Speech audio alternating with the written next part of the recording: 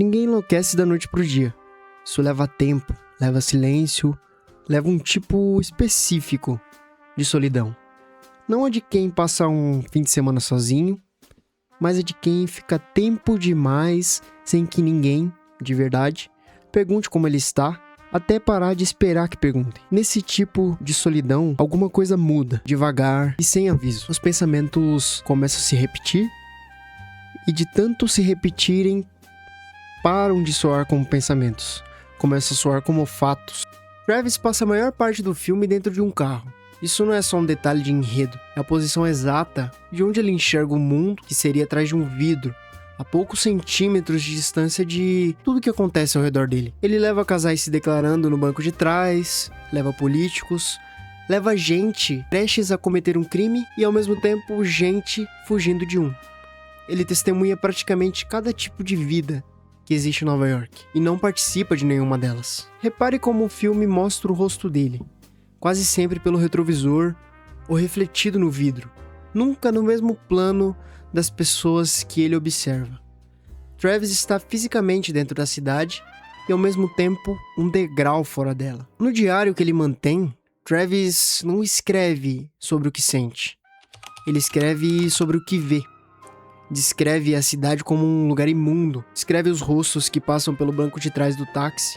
Ele registra o mundo como quem cataloga um território estranho, não como quem vive nele. Essa é a primeira peça do quebra-cabeça. Antes de qualquer julgamento, Travis já vive de um jeito específico. Ele assiste, ele observa. A pergunta que fica, por enquanto sem resposta, é simples.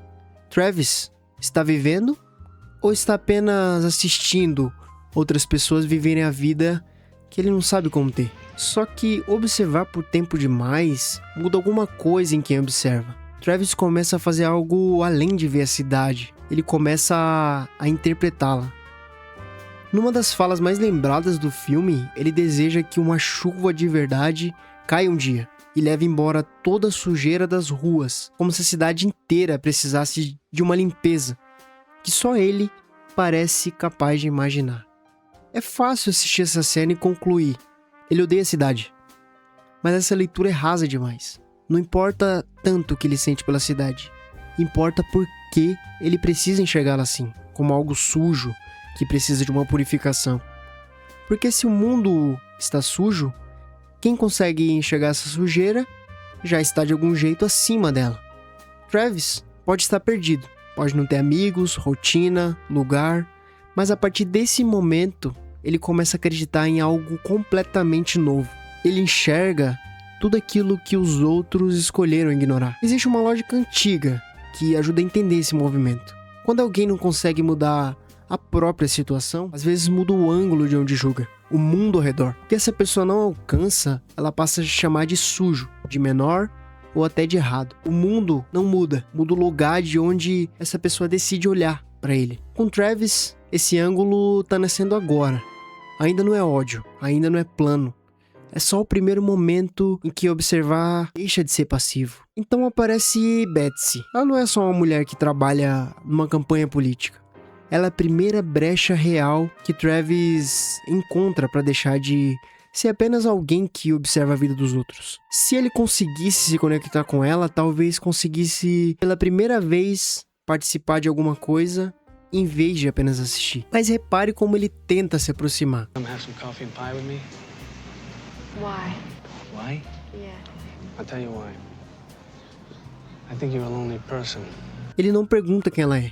Ele já decidiu quem ela é antes mesmo deles conversarem. Descreve ela como algo puro, quase inatingível. Uma figura solitária no meio de toda a sujeira que ele mesmo enxerga na cidade. Ele não tá tentando conhecer Betsy. Ele está tentando encontrar nela a prova que existe alguma coisa boa e possível no meio do mundo que ele classificou como podre. E é exatamente por isso que o encontro entre os dois desmorona. Para o primeiro encontro, Travis escolhe um programa completamente fora do lugar. Do tipo que nenhuma pessoa minimamente atenta às regras sociais escolheria. Não por querer ofendê-la, mas porque genuinamente não sabe como funciona um encontro normal. Nunca aprendeu, só observou de longe e agora tenta agir como se soubesse. E é exatamente ali, nessa escolha errada, que ele perde Betsy. Quando Betsy vai embora, a rejeição dói, mais do que uma rejeição romântica. Porque não é só uma mulher dizendo não. É a prova de que, mesmo quando tenta, Travis não consegue pertencer a lugar nenhum. A pergunta que fica é essa: Travis queria mesmo conhecer Betsy? Ou ele apenas queria que ela fosse a prova de que ele finalmente poderia ser alguém? Porque quando ela desaparece da vida dele, o que morre não é só uma possibilidade de romance, é a última tentativa de encontrar sentido através de outra pessoa. A partir daqui, ele para de procurar essa resposta fora dele e começa a construir uma sozinho. Depois de Betsy, alguma coisa muda no ritmo da vida de Travis. E é uma mudança perigosa, porque de fora ela pode até parecer melhor. Ele compra armas e constrói um mecanismo para escondê-las na manga do casaco. Passa a se exercitar todos os dias, cria uma rotina rígida. Pela primeira vez no filme, Travis tem alguma coisa para fazer quando acorda. Antes, ele tinha um vazio, agora tem um objetivo. E é exatamente aí que mora o perigo. Porque um objetivo não precisa ser bom, só precisa preencher o espaço que antes estava vazio. Essa missão passa a organizar cada hora do dia de Travis. Que horário treinar, que horário limpar as armas. Pela primeira vez existe uma rotina clara guiando a vida dele.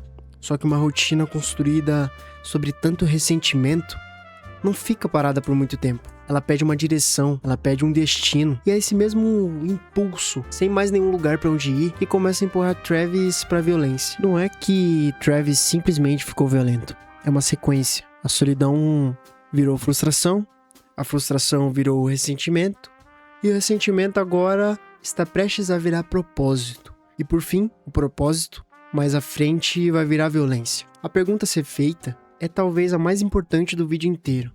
E se a violência não for o objetivo inicial de Travis, mas simplesmente o caminho que ele encontrou para, finalmente, sentir que a própria vida importa? Chegamos à cena mais citada do filme, e provavelmente a mais mal compreendida. You talking to me? You talking to me? Travis encara o próprio reflexo e ensaia uma versão de si mesmo pronta para o confronto. É fácil assistir essa cena só como um momento icônico de atuação, mas ela é muito mais do que isso. Ela é o reflexo exato do que Travis está fazendo com a própria identidade. Quando ele pergunta ao reflexo se é com ele que estão falando, não está apenas repetindo uma frase de efeito. Ele está ensaiando ser alguém, está tentando pela primeira vez ocupar o papel de protagonista de alguma história. Mesmo que essa história ainda exista só dentro daquele quarto vazio. Pouco depois, ele corta o cabelo em moicano. Não é apenas uma mudança de visual. É um corte literal entre o Travis que só observava e o que está se preparando para agir. Ele está construindo com as próprias mãos uma versão de si mesmo que finalmente parece ter uma função no mundo. A pergunta é o que exatamente ele está construindo? Um corpo mais forte? Uma identidade mais nova? Ou só um personagem que ele pode finalmente interpretar, depois de meses sentado no banco da frente de um táxi, sem nenhum papel na própria vida? Existe algo revelador nesse processo. Quanto menos Travis sabe quem ele é, mais precisa inventar, com detalhes cada vez mais concretos de quem deveria ser. A arma, o corte de cabelo, a postura, nada disso é preparação para uma missão que já existia. É a criação de uma identidade que, até aquele momento, nunca tinha existido de verdade. O antigo Travis apenas assistia a vida passar pelo para-brisa. E o novo Travis está ensaiando para fazer parte dela, nem que seja através da violência. Com a nova identidade quase pronta, falta só uma peça, um alvo. Travis escolhe o candidato Charles Palantine, o político para quem, ironicamente, Betsy trabalhava. É tentador ver essa escolha como apenas um ato aleatório de loucura. Mas Palantine não é um alvo qualquer. Ele representa exatamente o tipo de mundo do qual Travis foi excluído. O mundo de discursos e campanhas. Ao mirar em Palantine, tudo indica que Travis não está apenas tentando causar dano. Ele está tentando transformar a própria frustração em alguma coisa que existe fora dele. Um inimigo concreto, visível, que ele pode apontar e dizer: o problema está aqui. E essa transformação é fundamental para entender Travis. Ele não consegue resolver o próprio vazio. Então, em vez disso, transforma o mundo inteiro em um problema que precisa ser resolvido. O raciocínio é quase mecânico. O mundo está errado, ele consegue enxergar esse erro melhor do que qualquer um, e alguém precisa fazer alguma coisa a respeito. E pela primeira vez, Travis tem uma resposta pronta para quem deveria ser esse alguém. Ele mesmo. Não mais o homem que observa no banco da frente, mas alguém que finalmente decide o que acontece e o que vai acontecer. A tentativa falha. Os seguranças percebem um comportamento estranho dele antes que consiga agir, e Travis foge. Mas repare, o fracasso não devolve Travis ao ponto de partida. Ele já provou para si mesmo que está disposto a agir. A pergunta que resta não é mais se ele vai usar a arma, é quando e contra quem. Depois do fracasso com Palantine, Travis encontra outra direção para a mesma energia. Iris, uma garota sob o controle de um cafetão chamado Sport, presa numa vida da qual não consegue sair sozinha. É tentador contar essa parte como a redenção de Travis, o momento em que ele finalmente faz algo bom. E de certa forma ele faz. Iris realmente está em perigo. Sport realmente é um explorador. A violência, afinal, realmente tira aquela garota de uma situação horrível. Mas seria simples demais parar por aí. Existe uma diferença entre eu quero ajudar alguém e eu preciso que alguém precise de mim. A primeira frase é sobre a outra pessoa. Travis pode acreditar sinceramente que está salvando Iris e ao mesmo tempo pode estar usando essa crença para finalmente executar tudo que vinha treinando havia semanas. O filme não resolve essa ambiguidade e este vídeo também não vai resolver. Talvez as duas coisas sejam verdade ao mesmo tempo. Travis quer ajudar Iris e precisa desesperadamente de um motivo para finalmente usar a violência que passou o filme inteiro se preparando para usar. A cena do confronto final é brutal, caótica, quase documental, na forma como ela é filmada, sem trilha triunfante, sem heroísmo visual. É como se o próprio filme se recusasse a dizer ao espectador o que sentir sobre aquilo que acabou de acontecer. Então vem a ironia final. O homem que tentou matar um candidato a cargo público, o homem que invadiu um prédio e matou várias pessoas a sangue frio, o homem que passou o filme inteiro completamente desconectado de tudo ao redor. Este homem é tratado depois como herói. Os jornais destacam o ato. Chega uma carta de agradecimento dos pais de Iris. Travis volta a dirigir seu táxi como se nada tivesse mudado. Só que agora ele é reconhecido, cumprimentado e visto. E essa é talvez a pergunta mais desconfortável que o filme levanta. Travis mudou? Ou a sociedade simplesmente encontrou um jeito conveniente de reinterpretar o que ele fez? Porque tudo que esse vídeo mostrou até agora sugere que a violência de Travis não nasceu de um plano racional para proteger alguém. Nasceu de meses de solidão, rejeição e ressentimento acumulado, transformado aos poucos em missão. O fato de o resultado ter salvado uma garota não apaga a origem daquilo, só torna mais fácil para todo mundo, inclusive para o próprio Travis, esquecer de onde aquilo realmente veio. Esse vídeo não vai te dizer com certeza se Travis mereceu ser chamado de herói. O próprio filme não dá essa resposta. Termina em plano ambíguo, no retrovisor do táxi, olhando para Betsy pela última vez.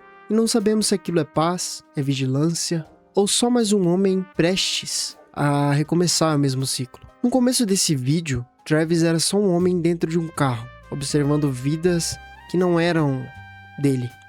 No final, ele se torna o protagonista de uma história, a sua própria. E é aqui que mora o verdadeiro problema. Porque Travis não passou o filme inteiro procurando um sentido para a existência e encontrando uma boa resposta. Ele passou o filme procurando qualquer resposta que servisse e encontrou uma narrativa em que finalmente tinha um papel, um inimigo e uma missão, um motivo para acordar. Essa narrativa aliviou o vazio dele, mas alívio não é a mesma coisa que sentido. Existe uma diferença entre ter um propósito e precisar desesperadamente de um propósito só para suportar a própria existência. A primeira constrói uma vida, a segunda pode destruir várias. Talvez você até tenha começado esse vídeo achando que Travis Bickle, no fundo, só queria salvar alguém. Mas a verdade talvez seja um pouco mais desconfortável e incômoda. Ele nunca esteve procurando salvar ninguém. Ele só estava procurando uma razão para existir. E quando não encontrou essa razão em lugar nenhum, nem na cidade, nem em Betsy, nem em nenhuma missão que fizesse sentido de verdade, decidiu criar uma sozinho. Foi só isso. E isso foi suficiente para mudar tudo. Se você gosta desse tipo de mergulho em personagem em cinema, esse canal existe basicamente para isso. Inscreva-se para não perder os próximos. E já que o próprio filme nunca fecha essa questão, você acha que Travis mudou de verdade ou só encontrou uma desculpa melhor? Deixe sua leitura nos comentários.